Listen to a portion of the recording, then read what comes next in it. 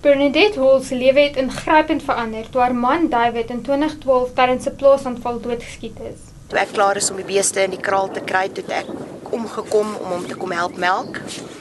En soos wat ek verby die venster gestap het, het ek die swartes gesien. Hulle het so uit die Minieland uit van hierdie kant af gekom, melkstal toe. Toe sê ek vir David, "Babietjie, daar's 5 swartes en hulle het gewere." Met daai het Dave uit die melkstal uit beweeg, maar hy het my teruggestoot en die deur toegetrek. En hy het vir hulle gesê, "Wat soek julle?" Met daai het die eerste skoot afgegaan. Een van die aanvallers het die deur toegetrek, want toe wil ek nou uit die melkstal uitkom. En hy het die hele tyd die deur probeer toehou, terwyl die ander 4 aanvallers met Dave baklei het. Toe ek die deur oopmaak, toe staan David hulle in lyn met die deur. En ek sien David is op sy knieë gewees. En die een man staan met die geweer in David se rigting en ek hoor die skoot gaan af. Toe kom die enetjie wat my hierso vasgehou het en hy sê vir hulle, "She's found, hurry up." Dit hulle is nog so rukkie daar in die kas gegrou en toe gaan die geweer af. Ek dink dit het hulle bietjie skrik gemaak. Toe sê hy vir my, "Soek my kar se sleutels." Kom ek terugkom by stond, ek gee vir hom die kar se sleutels. Het hulle my vasgebind en in die kar ingespring en weggery. Ek het heel eerster van daar af uitgekom na David toe. En ek het dadelik besef hy is dood. Maar iewers is daar maar 'n kribbeltjie hoop. Ek het hom omgedraai en gekyk of sy selfoon in sy sak is om sy selfoon te gebruik. Hy het nie sy foon by hom gehad nie.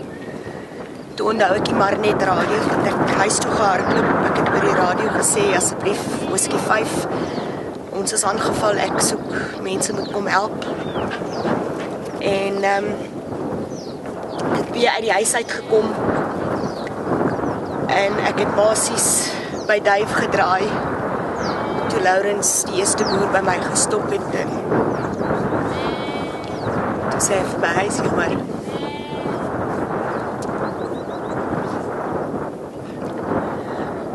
is niks wat hy kan doen nie."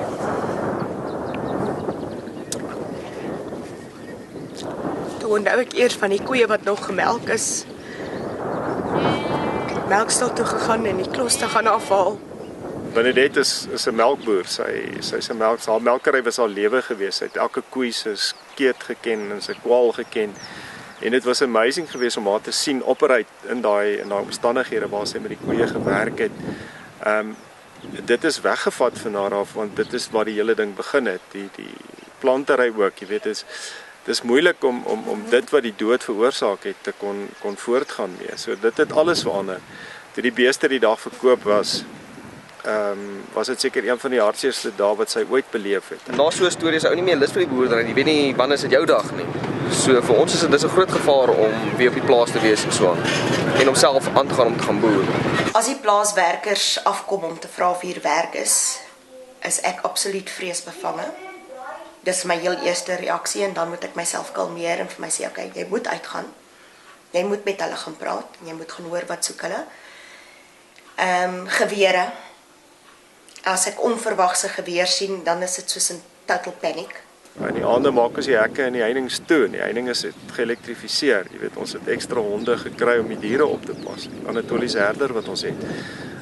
Hy pas die skape op en as hy begin blaf, dan staan ons op, ons gaan kyk. Snel rustig geraak daarmee, maar 'n mens moenie rustig raak nie, want jy weet nooit wanneer gebeur dit weer nie. Ja. Ou raak gemaklik met die storie omdat dit nie weer gebeur of omdat dit nog nie weer gebeur het in ons omgewing en so aan. Dis 'n ding wat baie min mense eintlik kan verstaan. Ek voel absoluut veilig hier waar ek is. Ek kan uitkyk, ek kan alles sien wat om my aangaan. Ek kan nie aan jou verduidelik hoekom ek nie bang is om op die plaas te wees nie. Ek het nie daai vrees dat hulle gaan terugkom nie. Ek weet my vader sit saam met my. So eendag op 'n slag kom jy wel daardeur en elke dingetjie wat jy doen, wat jou lewe verbeter, dis 'n oorwinning vir my. Dis 'n klein stapie, maar dis 'n massiewe oorwinning. Sou wil ander boere wat deur soortgelyke ervarings werk, ondersteun. Ons het 'n basiese 5-jaar plan om hierdie hele netwerk in plek te sit en dan te kyk as daar 'n plaasaanval is. Hoe kan nou so vinnig as moontlik daai plaas produktief hou aan die einde van die dag? Ons as boere, ons as Suid-Afrikaners, maak nie saak of ons Engels, Afrikaans, Tswana, Sotho, Zulu, ons as boere, wit, swart, geel, ons moet saamstaan.